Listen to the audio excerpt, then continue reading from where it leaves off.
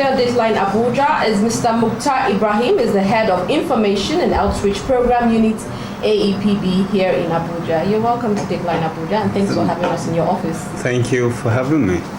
Okay, firstly, we're talking about environmental sanitation. Is there any plans to start for us Abuja residents to start having our environmental sanitations weekly, monthly, like they do in other states? And I think it will be very good for us to understand what environmental sanitation is all about. I think it simply means applying, the sanitary, biological, and physical, science theories on improving and controlling the environment to be able to protect the health and well-being of people. So in that light, we have always done that because our daily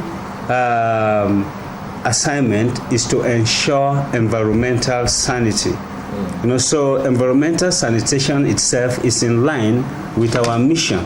And our mission is to keep a clean, hygienic, and sustainable environment for the well-being of present and future generations of Abuja residents. This is what we do on a daily basis. Now, talking about the weekly environmental sanitation, which I believe is what you have in mind, where people are called out, to say, okay, we observe today as no work day, no movement day. Not necessarily no work day. Okay, but it could be on the weekend. Okay, with the weekend, there's that restriction. We went beyond that some, months back. We used to have what you can liken to that aspect of environmental sanitation, where we don't allow movements for some certain period of time, say maybe from 7 to 10 a.m.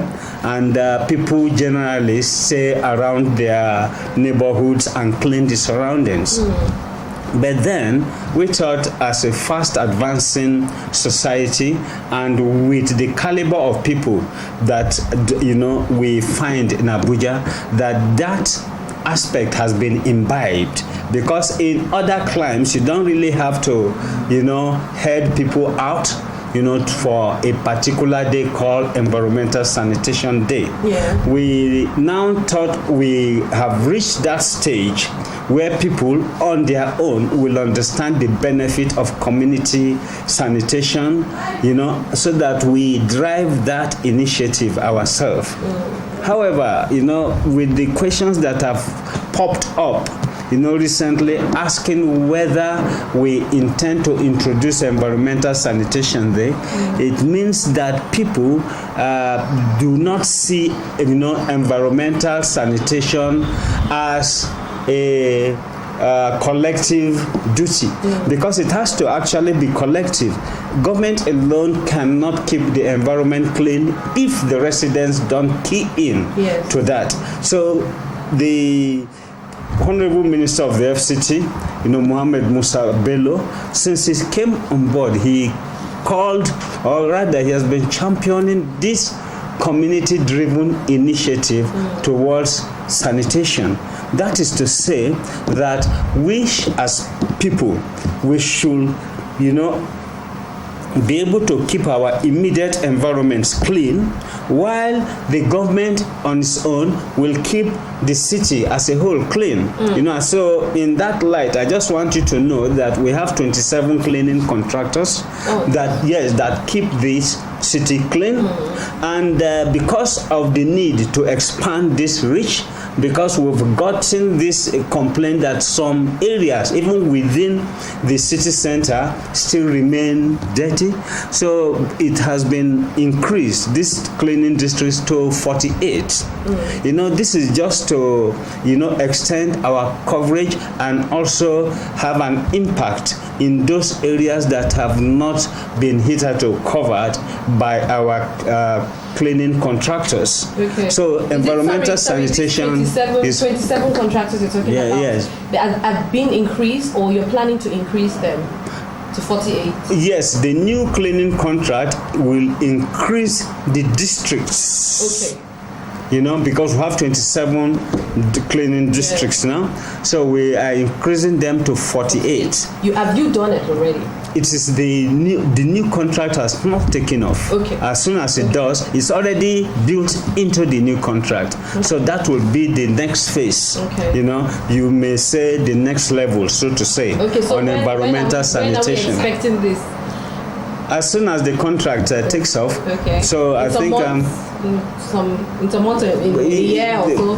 Yeah, just some months. Okay. Some months time the new contract will be done with, and we'll have 48 cleaning contracts, which means even some areas that are not under our coverage area for now will be covered. Okay, so now because it's a good thing you've already answered this question before I asked, because we have some in Abuja, like in every major district, we also have I will call them slums, you call them suburbs, because we know these are residents or indigents, and call them indigents of the F.C.T, who still reside in those areas, but for some reason it's expanding. There are some settlers who illegally go there to stay, and we have them like in Tako, in Gariki, like in Maitama. In every district in Abuja we have these slums, and we found out that those places are dirty.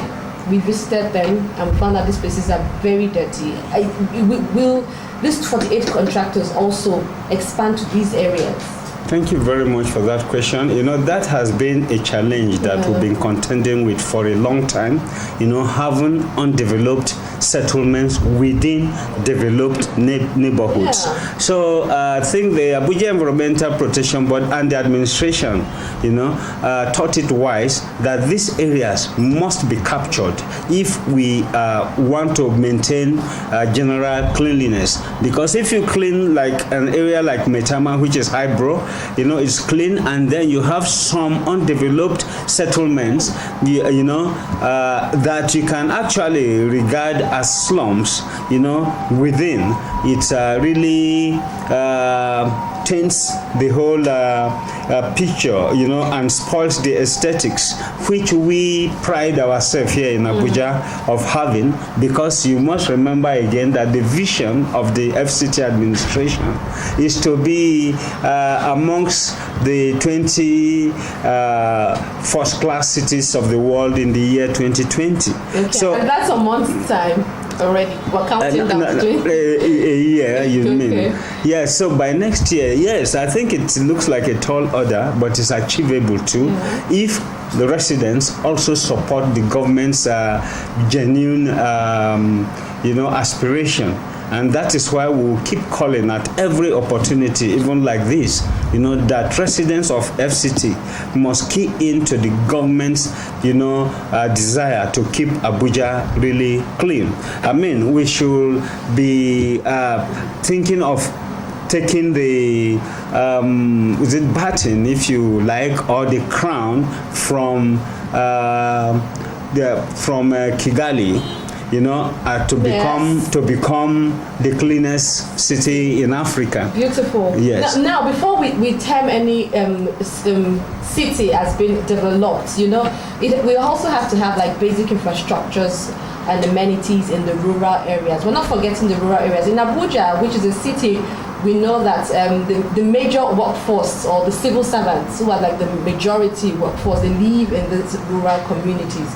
What is AEPB doing to also, add to the infrastructural cleanliness and amenities of such rural areas like Karu? Yeah, they're all under the F.C.T. Is your agency actually moving towards those areas?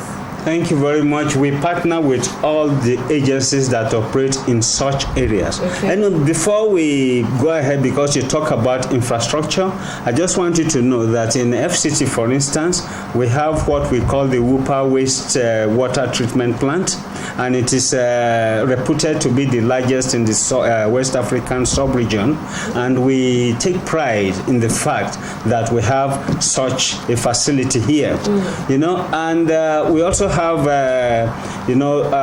stations, substations that connect to this Whooper treatment plant, and this is a very important aspect of sanitation. Yes. When you talk about sanitation, you also have to also talk about how humans, treat the waste that they generate. Yes. I mean, like defecation, Yes. for instance, apart from the solid waste.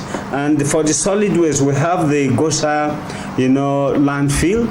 And already there are plans to make it an engineered landfill. We already have a collaboration with the Japan International Cooperation Agency, JICA for short, and we have been teaching this aspect of integrated solid waste management. In fact, Life Camp was the pilot area. Yes, and we try to teach people the 3 R's of waste management. And the 3 R's simply means reduce, reuse, and recycle. And we see that the world is going away now, that we can recycle the waste we generate. So proposals have come on turning waste to energy and also trash to cash. So these are things we are doing, and we also have an indigenous project here which ties into this aspect of integrated solid waste management, and it is called the Blue Bin Project. The Blue Bin Project simply is about teaching residents on how to sort waste from source. You separate them into both organic and inorganic, and then those that are recyclable should be put aside and sold for some cash.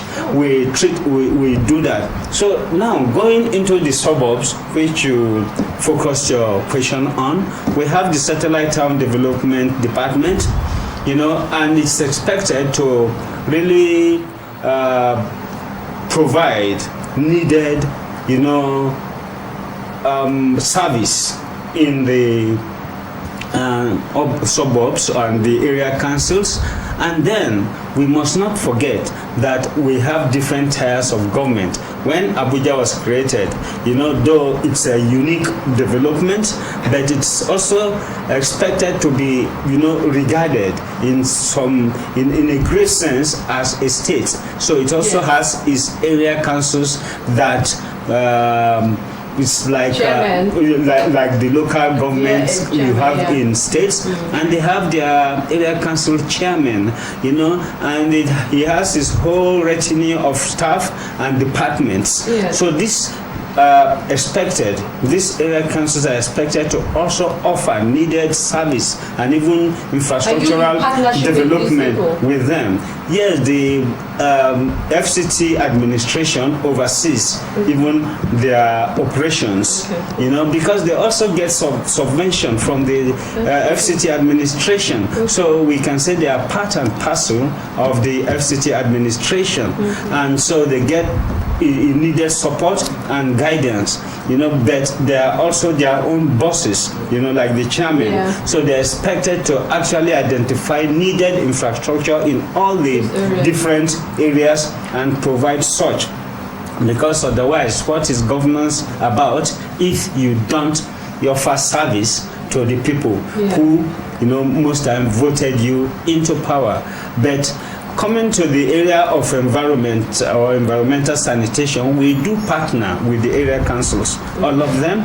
We actually carry out intervention services into those areas. The last time we were Jikoik, Karishi, Alice, when there was this mountain of waste that was threatening, people's health, and we offered a brotherly yes, to Will you say, remove, Rosalie, are you not? Is the AUP's responsibility not also in those areas? Yeah, maybe I just use that word to show that we have that, milk of human kindness when it comes to offering service here. Yeah. Yes, we are a supervisory agency on waste management all over the Federal Capital Territory. So including including all those areas. But our area of operation, is the city center, where we have the seat of federal and F.C.T administration, the seat of federal government,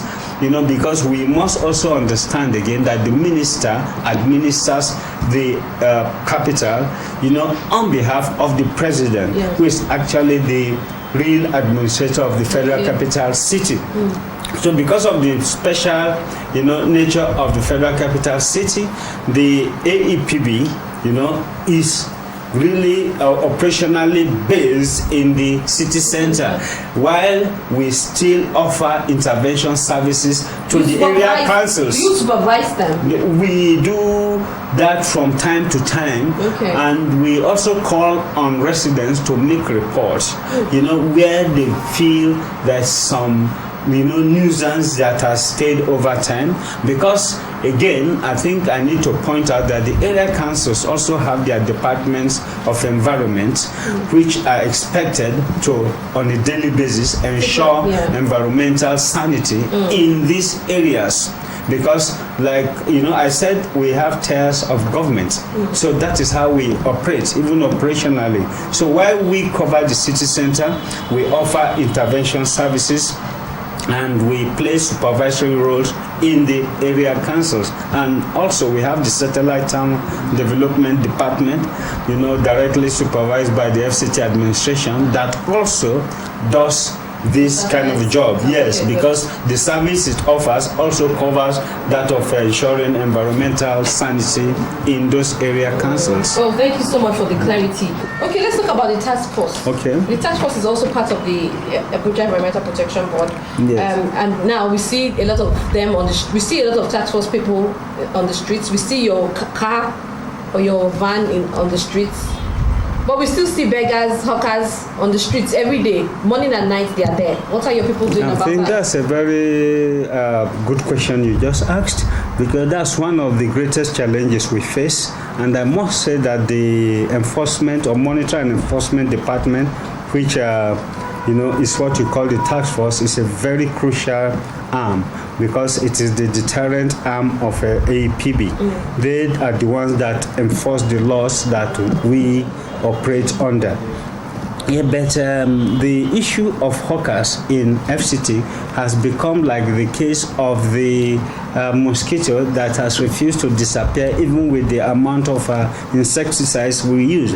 But that is not without respect anyway to the hawkers themselves, because they are human beings, they are our brothers and our sisters, but their act, has become stubborn that you cannot but, help to compare them to, these insects that are so stubborn and have take a deadly toll on humans. We operate on a daily basis, and we even have night patrol teams, but because of the meager penalty, the light penalty, so to say, that these people get, they keep coming to the streets. Because if you arrest a hawker that has sold, something worth 50 or 30,000, for instance, and you charge him a mere 5,000, he is ready to come back to the street, because it profits him more to come to the street and engage in that business and getting arrested over and over again. He would merely pay the little pittance of a penalty and come back. So that is what has even informed the decision by the AEPB management to go on a retreat recently to review the AEPB Act, which is 21 years old or more, so that we can bring the act in tune with current realities. Because we need to make the penalties in the act, stiff enough to discourage people from even considering breaking the environmental laws. So we do that with even the beggars. We take them off the street, but they keep coming incidentally. They're there every day. Yes, they are there every day. I agree with you. But we cannot say it is a different set that comes maybe when we arrest some. But it's it's a kind of cyclic evil. That keeps returning no matter how much effort you put in. But then when we get our acts in order, I think it will serve as a great deterrent. I think in some states now, if you are caught on the street there, when you are asked to pay a penalty of 50,000 and above, you will consider it twice before coming. Because if you come from all the way, from the suburbs like Karu to come and sell banana in the F.C.T, for instance, in the city center, or maybe granite, or you hawk something that is pure water, for instance, and they forget to also understand the environmental impact of their actions, because the pure water seller, throws away all this sachet that blocks drainages, and now we are in the rainy seasons. It can cause blockage and even lead to flooding. Yes. So we must actually join hands to stop the street hawking in F.C.T. Okay. How can we do that? We always say, don't buy and don't sell, because if you don't buy, they can't sell. But people will say, no, that's the only time they have. Yeah, but then, because they're stuck in hold up. Yeah, but then one thing I said, the street hawker can be likened to a peddler or even to a common thief, because you see the description is they all have this negative connotation. Yeah, they disobey the law, and the street hawker that weaves in and out of traffic may just be a criminal in disguise, because he sells you something that you cannot verify the authenticity of. Then you get home, you discover it is fake, you've been sold or stolen. He doesn't have an address. The street is not an address, it's not the shop address at all. So we must all be conscious enough to see that if we want a first class capital city, just as the administration wishes, then we must imbibe those habits that make make us act as citizens of a first-class city. And that also stretches the argument further that we should not throw waste out of our cars, like what we call the mobile litter. We also help the street hawker to dirty the environment. We should not deface walls by putting posters in unauthorized places. We need to get permissions for this, actually, and all other sundry, activities that we engage in, they are actually antisocial and also degrade our environment. And we at AEPB, that's Abuja Environmental Protection Board, will continue doing whatever it is that is in our power to ensure that we maintain a city that is free of nuisance. Thank you very much. Thank you so much. There's so much. This is a beautiful city, Abuja. I'd like to use the opportunity to talk to residents. We know a lot of people coming. Abuja is for all of us. A lot of people from different states and different attitudes, character coming, and maybe they don't understand how Abuja operates. I want to use the opportunity to talk to them, to make Abuja clean, and also for those who try to keep the city clean, also commend them for their efforts. Thank you very much for this great opportunity. I just want to start by saying that Abuja is a center of unity.